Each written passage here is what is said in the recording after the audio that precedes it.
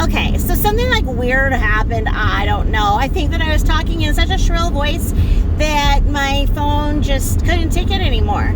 I don't know how LBL's phones and electronics work, because my shrilling was not nearly like going dog, because I'm sure that any nervous little animal would love to be screeched at like that. So anyway, phone just stopped. Totally done.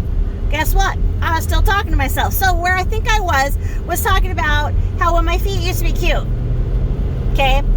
And I was seen as good breeding material. Well, I mean, I didn't understand that and whatever. But now I do. You know, now I'm old, fat, and ugly. But anyway, people don't come up to me and be like, hey, I want to fuck you. I mean, I breed you because you look like somebody who would make beautiful children, and it doesn't happen anymore because, you know, I'm out to pasture. But anyway, it did when I was a youngin'. And it was because I had small bones, little, I don't know. They call people like me spinners, okay? So, we spinners are quite popular. And so, given that, just being nice, like across the board, like, I don't know, like, men are always like, how short are you? Oh. You know, I don't know what it is, if it's a control thing, and they're like, oh, I don't know. Okay, anyway. I just don't think that they look at her and be like, oh, yeah, God, I want to make kids that look like you. Yeah, let's hit it. Let's like take up a weird religion. Let's be the freaking Duggars and go and make like 20 of them. I can't wait to get in you and make 1 million of you. I just don't see it happening. Okay, I'm not being mean. Okay, I just don't see it. So it just didn't happen that she had a lot of opportunity, if you will, to trap somebody, which she wanted to, because she wanted to be married, because she was trying at that time to still pull the nice Jewish girl thing and have a nice Jewish wedding and make her mom happy and the family happy, you know, marry her off to another, you know, Jewish family that, you know, she could take on the name, and the two of them could blend and their families would become better friends, and, you know, a real big thing could be made out of the new last name she could take on within the community that she really wanted. She wanted to be, you know, that Jewish princess, not saying it derogatory, so don't come for me, okay? Not saying that. My Jewish friends say things like this, okay? And I don't have any problem with saying that they have more than I will ever have, and that they are treated like little princesses from the time that they are born. I mean, they're given this book, you know, that shows their whole lineage, so they never had to feel like they didn't belong, and, you know, and taught, you know, Hebrew by the time they're 5, and, you know, they're really welcomed.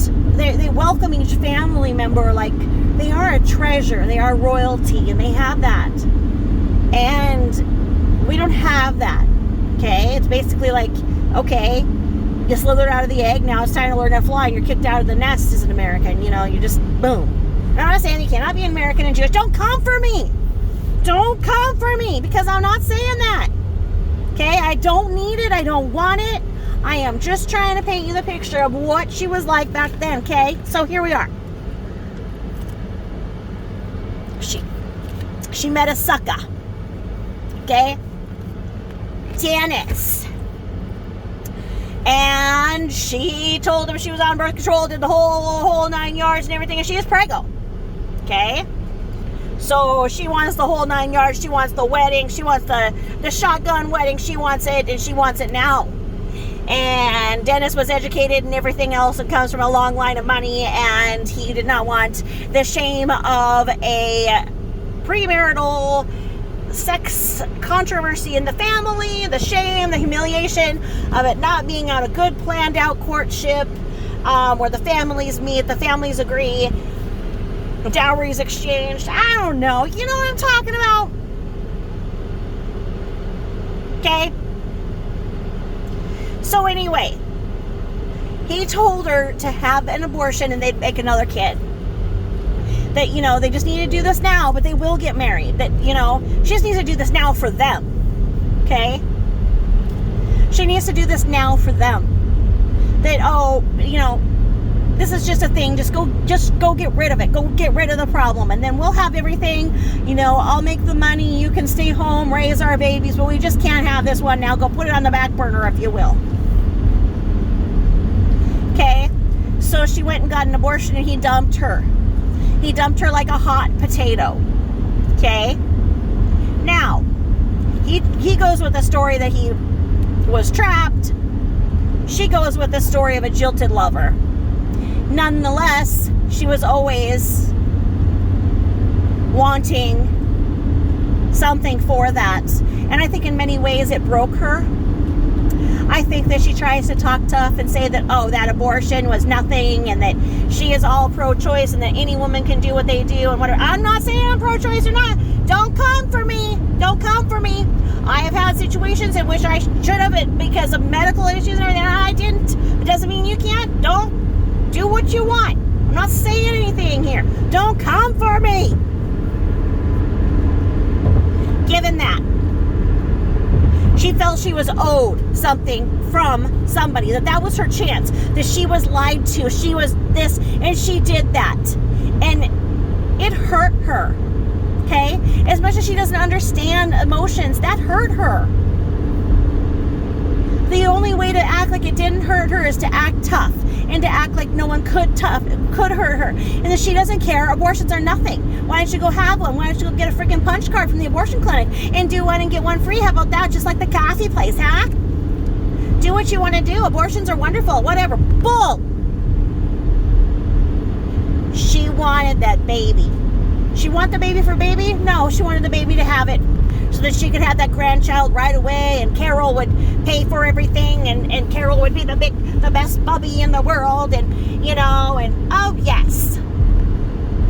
So she always had a thing for Dennis, and Dennis had another woman on the side. Dennis married that woman and got the F out of the state and moved to the West Coast, sans California. California.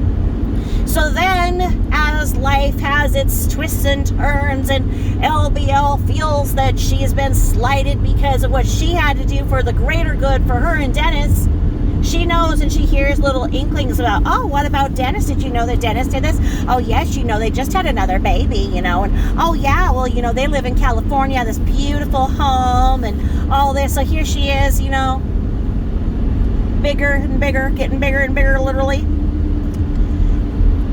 Can't keep a job. Doesn't feel wanted. Doesn't feel successful. Tries to act successful but doesn't fit in because she has to put her LBL touch on everything, and we know how that goes. Like putting acid on freaking, I don't know, anything, I guess. So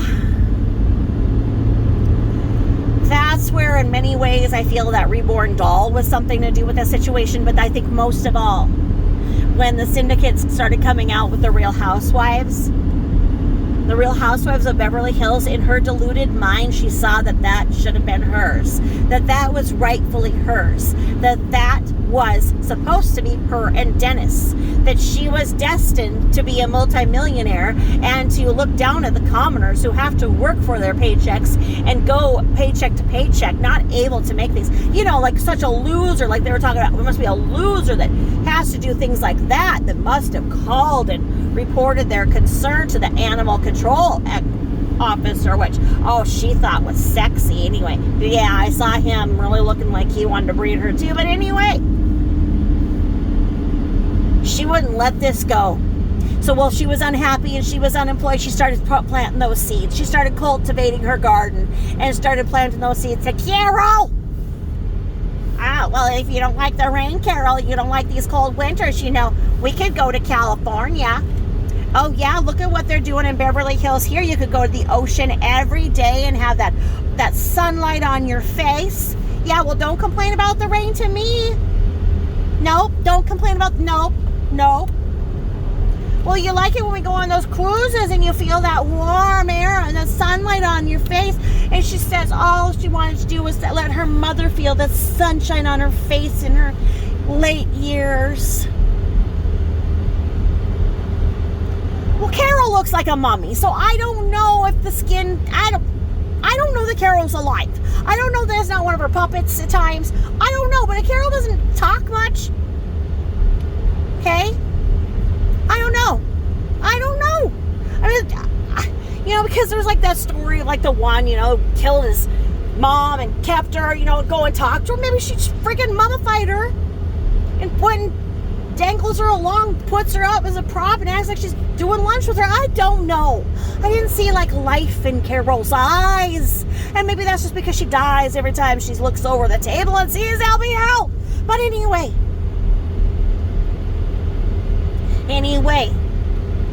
she started planting those seeds, and there was nothing that Carol could ever do to make her happy, because fundamentally she wanted to go to the West Coast and reclaim her crown. She is one of those ladies. She is not a working woman. She is naive enough to see what foreigners see when they see people on TV and think, oh, I want to go to America because that's the way Americans live. It's not. That is the top, 2% of how people live, and the rest of us are sitting here hoping for their scraps. It sucks now because they locked all the dumpsters. We don't even get into what, you could find some really good things in dumpsters before they got all wild about it and made it a crime to dumpster dive. But anyway, they just frown on it when you go through their stuff on the car. And what do they care if they threw it out? Don't get me started. Give me your garbage, people. I'll take it and clean it up and make a couple bucks on it, or keep it for myself. I don't care. You're gonna throw it away. Let me have it. So anyway, she needled and Burke's getting older. Burke's having all kinds of problems. And, the people are talking, and they're getting all the pressure from the family. Carol's family, it was done. They were done watching Carol give her life, if she had any, to LBL. They were done.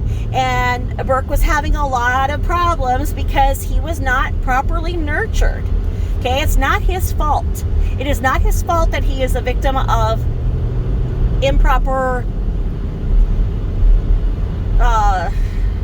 raising. I don't know. You look at it and you're like, oh, he has a mom and grandma, but no, there weren't active engaging. There wasn't the true love. He was used as a pawn so that she could get money for him, and she does it now. Look at how she goes and finds things and puts up things about him to exploit him. Not that she was any part of what he did. And the poor thing has been on his own out there like frickin' Mowgli from the Jungle Book for how many years? Yeah, technically after he graduated, but come on, how long has that kid been having to try and find food for himself? He's that one kid in the neighborhood that just always stays at night, and you're like, do his parents notice he's gone? It's that one. And we will talk about what she did to ruin the relationship from him having a father, and we will get there.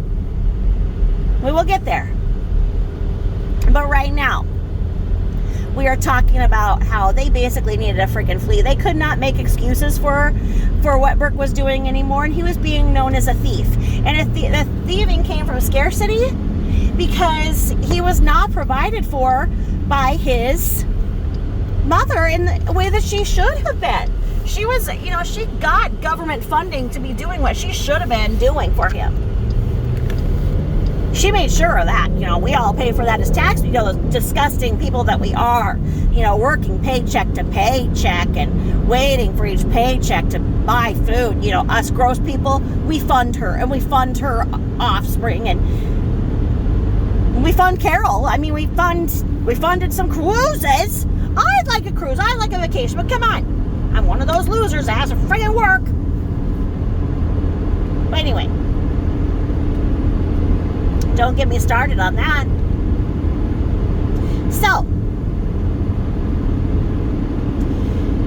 won. Carol gave in. Carol got them 2 first-class tickets all the way to the California, and they went to the California to go be ladies who lunched officially. First-class tickets, had their cars brought over.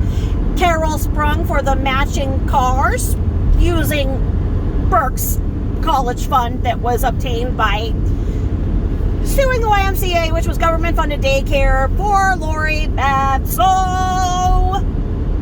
why not? Why doesn't Burke have college funds? Because there were 2 first-class tickets to California. She says 2 first class all the time. I don't understand where they stuck Burke. I don't know if they made him be a stowaway. I don't know if they put him in a suitcase. But she says 2 first-class tickets. So anyway, maybe Mowgli had to go from vine to vine to get to California for, I don't know. So anyway, they get there like they are just incoming royalty. Like, oh, royalty has touched down at the airport. And they were commanding everybody around and just being obnoxious as crap because they were now on the West Coast, but they came from Boston, where they have the world-class medical and everything they had there was so wonderful. And they're going to go to California and try it out, but they've already had the best, so can you just rise to their standards and can you give me this? And they could not be bothered to cook. Oh no, Carol has that.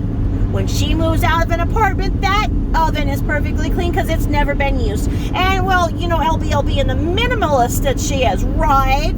I mean, right? Like, really, the minimalist. I just look at her and be like, oh, you're such a minimalist? Yeah. So, no cooking. So, going out to eat, 3 to 7 times a day?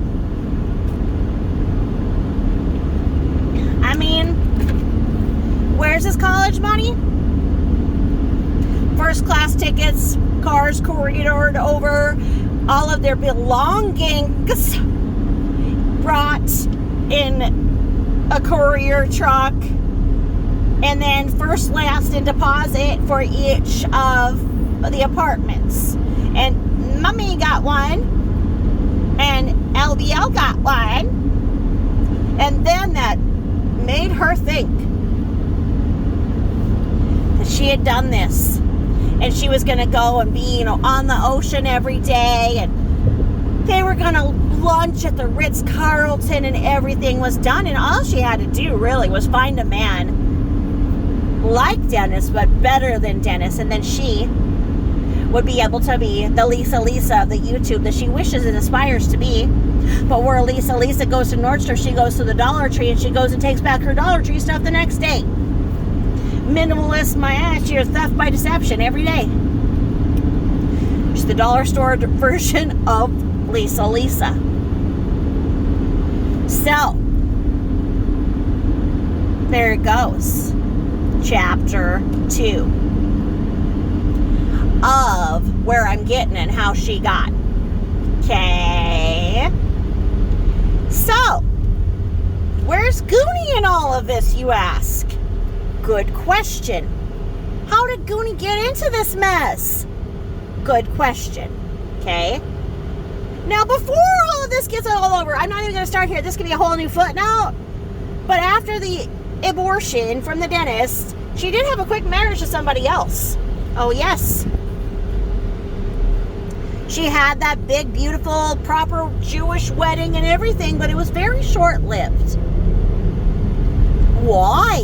Why would somebody marry her and then go and cohabitate with her and choose divorce very rapidly?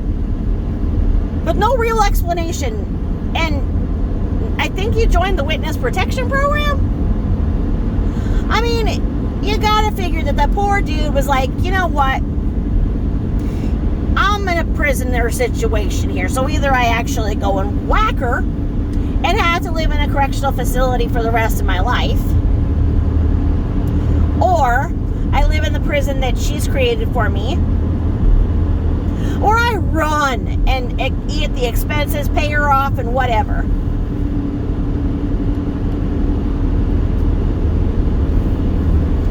what she did. He did. They divorced. But we don't talk about that now, do we? We don't talk about LBL being a divorcee. Oh, no. I mean, because all the talk in the town and the wagging and all that Carol has to do because that, that LoriBeth was at the bar the other night, and oh, yeah, well, the Uncle Sam got her that nice, cushy job in that high-rise downtown where, basically she could pick up after parties. She could be like almost like a waitress that like serves the people, like a banquet waitress almost. But she had to tell everybody that she was the party planner, that she was basically organizing all events for the whole corporate issue, and that she was an executive secretary. Right.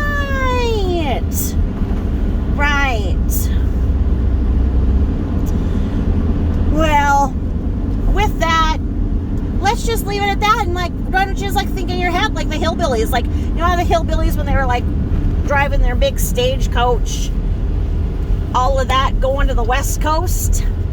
Well, there you go. But instead of them actually doing anything or lifting a finger, or they had to do it like they are Brazilianaires. Okay, so we're gonna go to part 2 there and leave you with that visual. Now, she started watching Vanderpump Rules, The Real Housewife about Beverly Hills, to get all the mannerisms down, the talking, the wardrobes, the look, so that when she'd go to the malls to go and steal everything, they wouldn't suspect her, because she wanted to act like she was that she came from this old money from Boston, and and she's this, that when she walks in, all of the girls on commission should just stop what they're doing and just give her all of their time, because she's gonna, just get them all, just so many sales. And it didn't take long for her to burn out all of those. And that's why she'd go from mall to mall, and she's a kleptomaniac, don't ya? So let's not even talk about how that everybody knew that in Boston. So, I mean, the reputation that she had in Boston was so bad. She was the laughingstock. And that is where you get the title of this channel. Because she is, are you ready for it? The real Brookline.